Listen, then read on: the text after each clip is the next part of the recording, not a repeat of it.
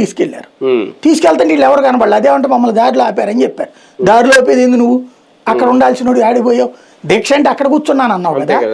అంటే అక్కడ వీళ్ళది ఫెయిల్ అయింది.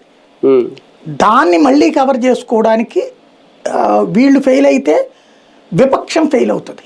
ఎందుకంటే వీళ్ళకి విపక్షానికి ఒక పెద్ద భయం ఏంటంటే మోడీని తట్టుకోవడానికి మన వల్ల కావట్లేదు. ఇప్పుడు రాహుల్ గాంధీ ఫేస్ వర్కౌట్ కాల, అఖిలేష్ ఫేస్ వర్కౌట్ కాల, మాయావతి ఫేస్ వర్కౌట్ కాల, ఆవిడ పేరేంటి తృణమూల్ కాంగ్రెస్ మమతా బెనర్జీ ఫేస్ వర్కౌట్ కాలేదు, స్టాలిన్ ఫేస్ వర్కౌట్ కాలేదు.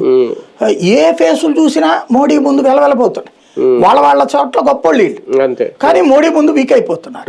మోడీ అనే వ్యక్తి చరిష్మా ముందు ఇంత పెద్ద అసలు ఏంటి నవీన్ పట్నాయక్ అనేవాడు అసలు అతను ఓడించడం ఎవరి వలన అవుతుంది అనుకున్నారు.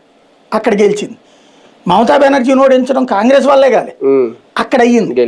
మహారాష్ట్రలో కాంగ్రెస్ ఎన్సీపీల కూటమి ఎవరి వల్ల కాదు అనుకున్నారు, అక్కడ కొట్టారు. ఉత్తరప్రదేశ్లో అఖిలేష్ యాదవ్ని కొట్టగలిగిన మగాడు ఎవడు అనుకున్నారు, వరుసగా 2 సార్లు కొట్టారు. ఉత్తరాఖండ్ లో ఒకసారి గెలిస్తే రెండోసారి గెలిచే సీన్ లేదన్న, గెలిచి చూపెట్టారు. అసలు ఢిల్లీలో ఎన్ని సంవత్సరాలు 25 ఏళ్ళు అయిపోయింది.